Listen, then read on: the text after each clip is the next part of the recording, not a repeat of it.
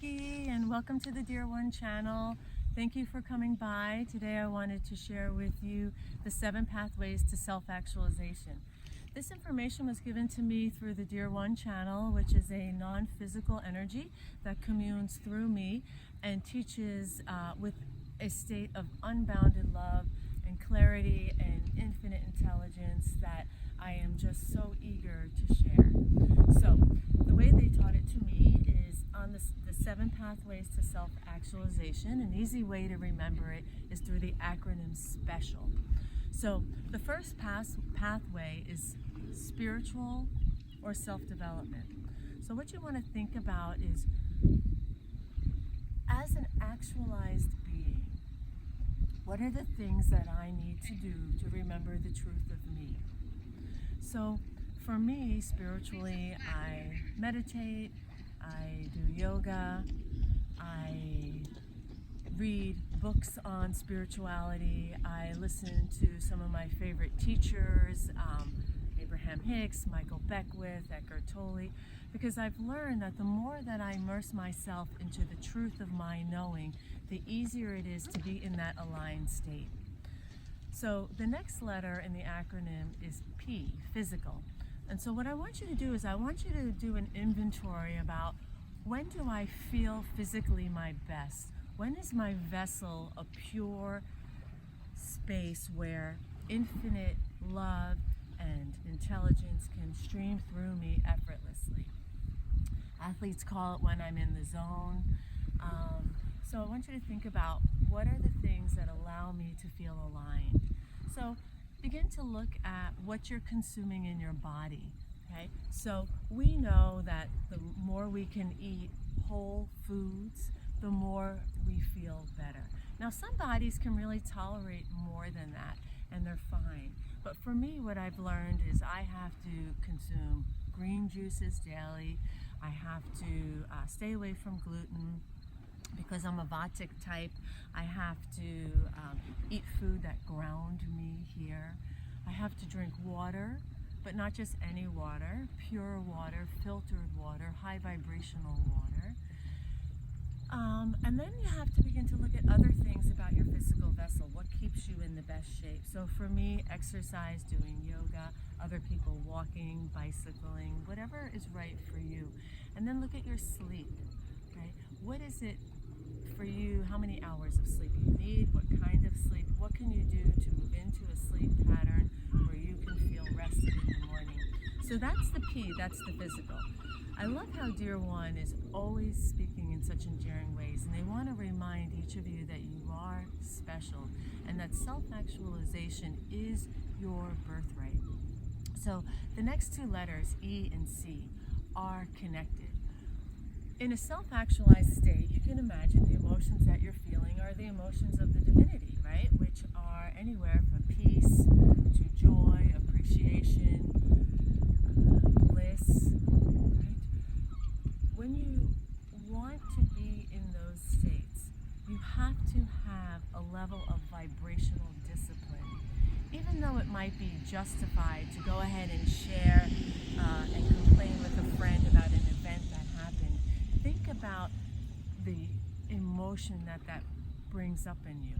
Probably a state of frustration, irritation, anger, rage, envy, hopelessness, right? Those are all faulty constructs that are egoic emotions. So if you really want to be in a state that feels good, you have to make a concerted effort to decide on the emotional state that you want. And once you do that, then you have a cognition. You have a thought that has to be a vibrational match to that. So for example, if I want to feel peace, and I've just been in a situation where, let's say, somebody yelled at me, screamed at me on the road, right?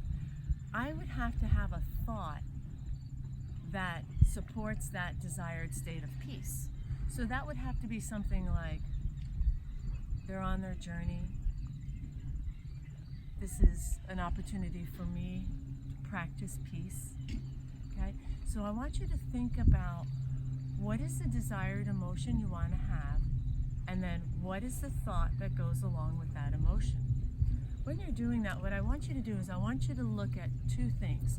So the first vital question that you want to ask yourself is, when there's an emotion that comes at you that feels like an affront and doesn't feel good, you always want to do your own personal inventory. Because when you are becoming self-actualized, you are shedding these layers of egoic conditioning. So the first one that you want to ask yourself is, where in my life am I showing up this way? Okay? And be honest with yourself. Where in my life am I projecting, in that example, projecting my anger onto somebody else? Okay? So once you become aware of that, then you've brought it to your conscious level. And then you can decide if in the future, when an event like this happens, and you choose peace, you have to have the thought that aligns with that emotional state of peace. The next question you want to ask yourself, after you've done that honest inventory of asking, where in my life am I showing up this way? You want to begin to ask, what's the opportunity for me here? If you take every single experience that causes you to feel a negative mood state and transmute it into an opportunity, you are continuing to shed those layers of egoic conditioning. Okay? So after you ask yourself, what is the opportunity for me here? Then just set that intention in your mind that when the next time, because there will be a next time, when the next time happens where this event shows up in my life, I'm going to choose the emotional state of, say, peace. Okay? So now you have, so far you have in your special acronym of the 7 pathways to self-actualization, you have S being spiritual self-development, P physical, E emotional, C cognitive. Now I is intention setting. Okay, what I would recommend for you to do is, and this is what Dear One channel has taught me, is to, before I put my feet on the floor when I get out of bed, I set the intention for the desired emotional state I want to be in. Okay? And then you also want to use the intention setting in different situations. So what you'll want to do is, let's say you're about to enter into a business meeting or a visiting a friend. What is the intention that I want to have? So often before I go into a client session, I think about that client and I take pause and I wonder, what emotional state do I want to be in? And I know, of course, I want to be present, so that's a given. So I always intend to be present, and I intend to be in a place of unbounded love, compassion, purity, so I can access the infinite intelligence to be able to assist the person in front of me.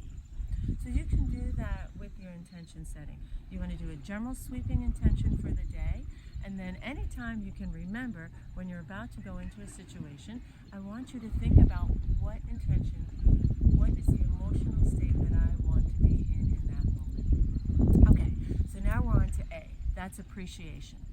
Research has shown that if you are in a state of appreciation, you cannot be in a negative state.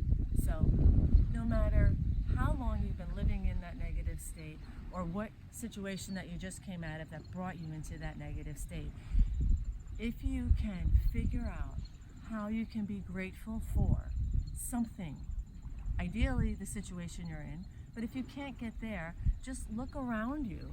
Right now I'm in Brantford, Connecticut this morning, and I am so grateful for this view.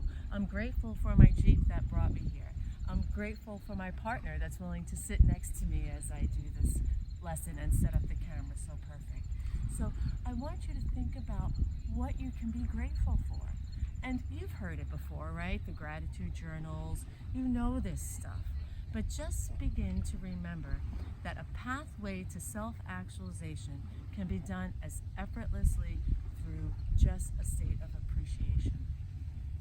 The last letter is L, and I'm sure most of you already figured out that it's love, right? That's so obvious, but how often do we forget to be in that state of love, right?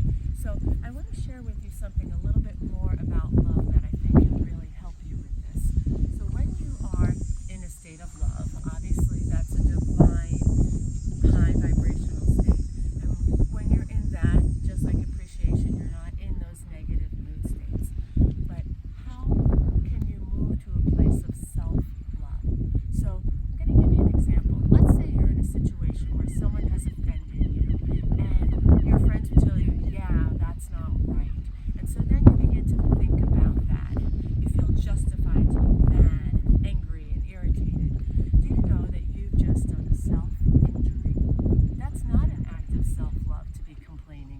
because you've already had this offense that happened to you.